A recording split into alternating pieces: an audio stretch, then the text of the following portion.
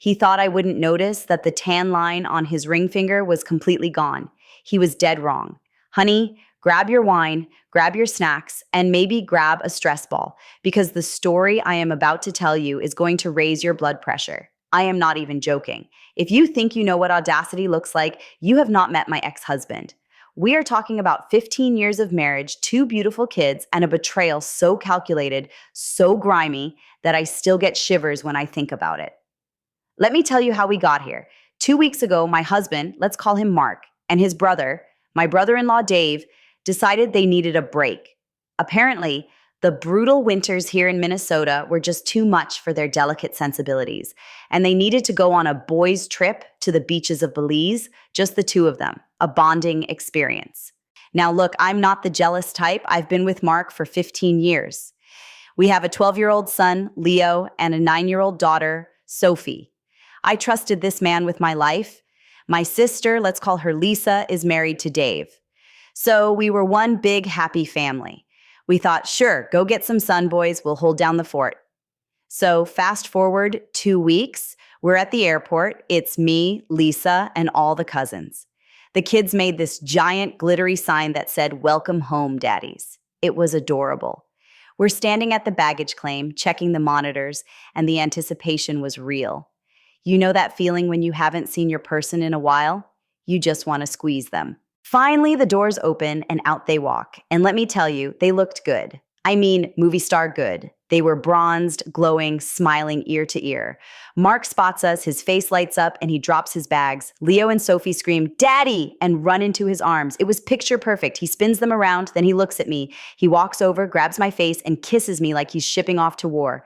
Passionate, deep. I melted, okay? I'm not gonna lie, I missed him. He whispers in my ear, "I missed you so much, babe. You have no idea. Just wait until we get home tonight. I'm going to show you exactly how much I missed you." I got butterflies.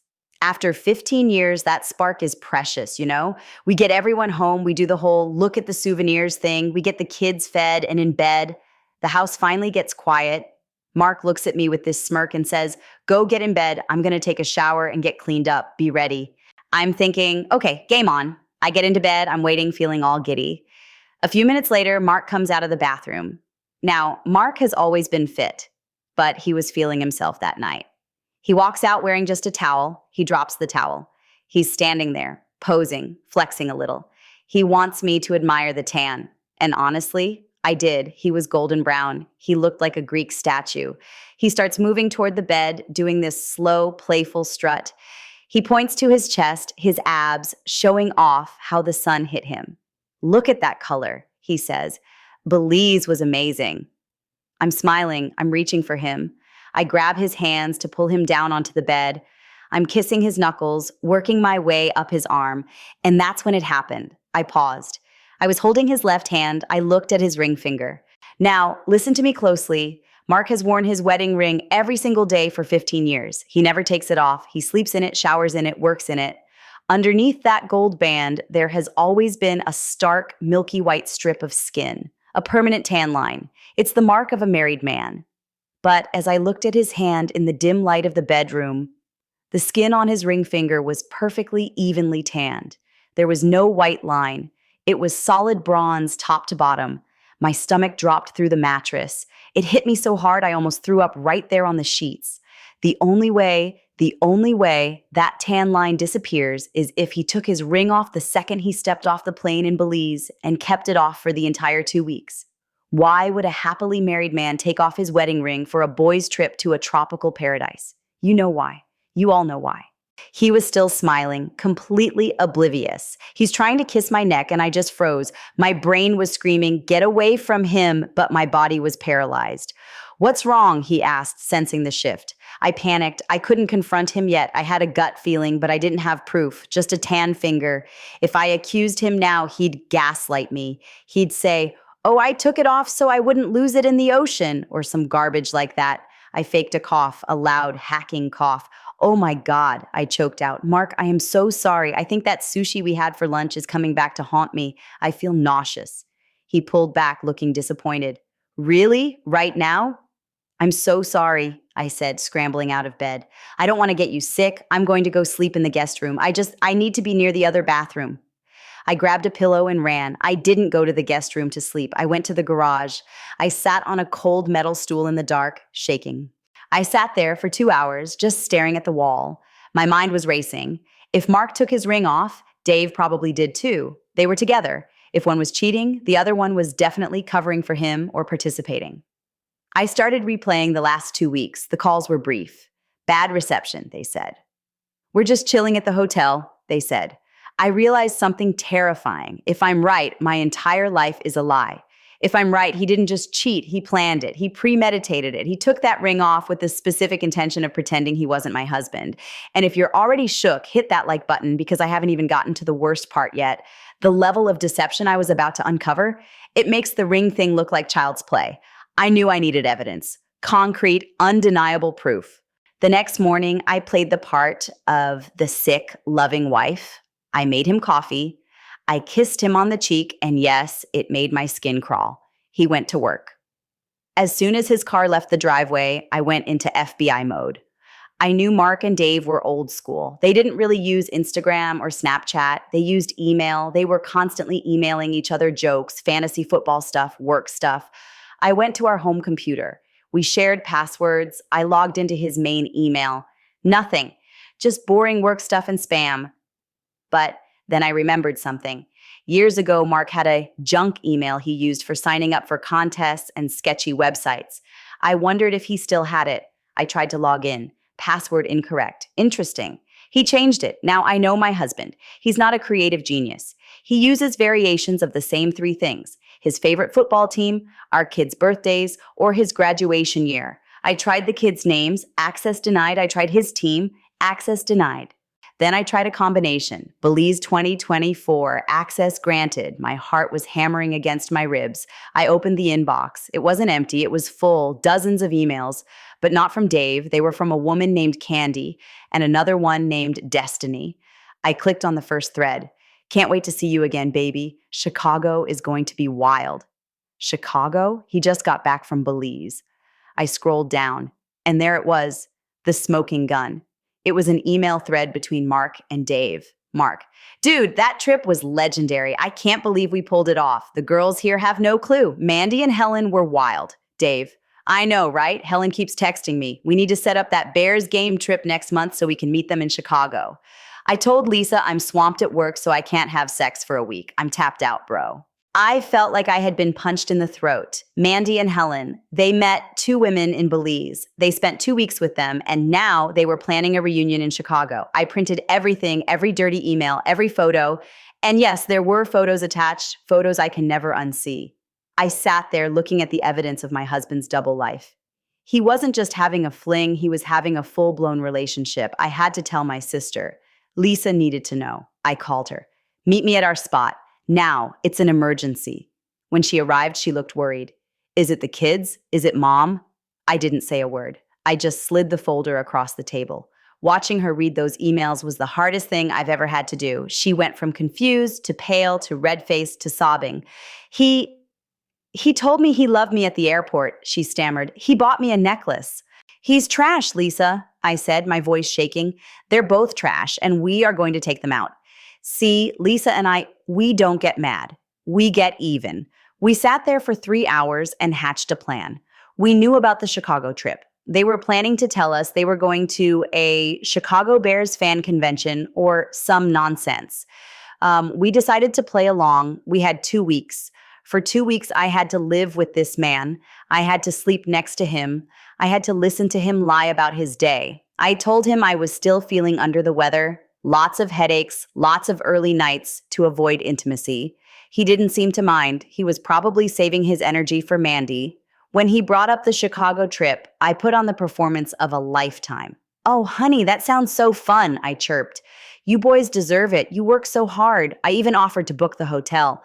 I'll use our points, I said. I'll get you guys a really nice suite so you can relax. He was thrilled. You're the best, babe.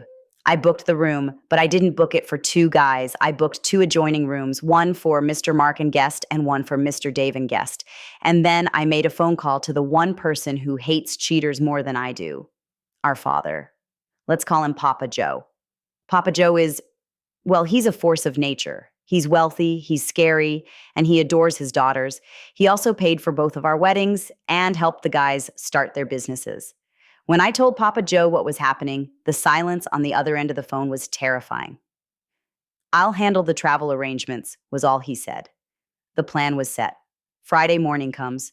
The boys pack their bags. They're giddy. They kiss us goodbye. "Love you. See you Sunday." As soon as they left, Papa Joe's driver pulled up. We grabbed the kids. Yes, we were taking the kids. Now, before you come for me in the comments, let me explain. The original plan was to leave the kids with a nanny, but Papa Joe insisted. He said, "I want them to see who their fathers really are. I want no secrets." I was hesitant, but my son, Leo, is 12. He's smart. He knew something was up. I sat him down and said, "Dad isn't going to a football game. He's doing something bad and we're going to catch him." Leo just nodded. "I knew it," he said. "He's been weird." So we flew to Chicago. We got to the hotel before them. We had a private investigator, a guy Papa Joe hired, waiting in the lobby. Let's call him Ray. Ray handed us an envelope. "They're in the bar right now with the women," Ray said. "They've checked in. They're heading up to the rooms in 10 minutes. My heart was pounding so hard I could hear it in my ears. This was it. We waited in the stairwell. Me, Lisa, Papa Joe, and the kids. Ray gave the signal. "They're in, room 204 and 206. We walked down the hallway. It felt like the longest walk of my life. I had a key card for room 204. That was Mark's room. I looked at Leo and Sophie. "Stay behind Grandpa," I whispered. I swiped the card. The light turned green. I pushed the door open. "Make sure you're subscribed because the update I'm about to drop is going to make you scream." I didn't just walk in. I marched in. "Surprise!" I yelled, my voice dripping with venom. The scene was chaotic. Mark was on the bed. Mandy, some blonde woman I'd never seen, was in the bathroom doorway, wrapped in a towel. Mark was just in his boxers. He jumped about 3 feet in the air. "Alina!" he screamed. His face went white, not pale, translucent. What are you doing here?" he stammered, trying to cover himself with a pillow. "We just wanted to see the football game," I said, manic energy taking over. "But it looks like you're playing a different game." Then the kids walked in. "Hi, Dad," Leo said. His voice was so cold, so flat. It broke my heart, but it also fueled my rage. Mark looked at his son, and that was the moment he realized his life was over. He tried to stand up. "Leo, buddy, it's not what it looks like. Don't you dare lie to him," I snapped. "Don't you dare insult his intelligence." Then Papa Joe stepped into the room. If Mark was scared of me, he was terrified of Papa Joe. "Get dressed," Papa Joe said, calmly. "You have 5 minutes to get your things and get out of this hotel. I canceled your credit cards 10 minutes ago." Mark looked at Mandy. Mandy looked like she wanted to melt into the carpet. "Who are these people?" Mandy squeaked. "I'm his wife," I said, smiling a smile that didn't reach my eyes. "And that's his father-in-law, and those are his children. Hope the trip was worth it, sweetie." Meanwhile, next door, we could hear screaming. Lisa had breached the perimeter. We heard a crash. Apparently, Dave tried to hide in the closet and tripped over his own suitcase. We didn't stay to argue. We didn't stay to hear the apologies. We just wanted them to see us. We wanted to ruin the fantasy. I looked at Mark one last time. He was sitting on the edge of the bed, head in his hands, ruined. "I want a divorce," I said. "You'll be hearing from my lawyer on Monday. Oh, and Mark?" He looked up, tears streaming down his face. "Put some sunscreen on that ring finger," I said. "It's gonna burn." We walked out. We took the kids for deep dish pizza. We didn't shed a single tear. The fallout. The flight home was quiet, but it was a peaceful quiet. The secret was out. The lie was over. Mark and Dave tried to come home that Sunday night. Papa Joe had hired security guards to stand at the end of our driveways. They weren't allowed on the property. We filed for divorce immediately. Since we had the emails, the photos, and the hotel receipts, it was an absolute slaughter in court. Update 1. 2 weeks later. Mark is living in a crappy apartment on the other side of town. He's been blowing up my phone, begging for forgiveness. He wrote me a 10-page letter about how it was a midlife crisis and how Mandy meant nothing. I burned the letter in the backyard while drinking a margarita. The kids are in therapy, and honestly, they're doing better than I expected. They're resilient. They know their dad messed up, and they know it's not their fault. Update 2. Months later. The divorce is final. I got the house, I got full custody. He gets visitation every other weekend, supervised because I don't trust his judgment. Papa Joe followed through on his threats. He pulled his funding from Mark's business. Without that capital, the business tanked. Mark is now working a 9 to 5 sales job, making a fraction of what he used to. As for Dave and Lisa, same story. Lisa took him to the cleaners, and here is the kicker, the final twist of the knife. I ran into Mark last week at the grocery store. He looked terrible, tired, gray, miserable. He saw me and he looked at my hand. I wasn't wearing my wedding ring anymore. My finger was tanning over nicely. The white line was fading. He looked at his own hand. He was wearing his wedding ring again, trying to hold on to a ghost. He asked me, was it really the tan line? Is that really how you knew? I looked him dead in the eye and said, Mark, you stripped naked to show me your body, but you forgot that your marriage was written on your skin. You took it off to cheat, and now you can take it off for good. I walked away and I didn't look back. So ladies, tell me in the comments, would you have noticed the tan line? Or am I just a paranoid genius? Let me know, and don't forget to subscribe for more tea.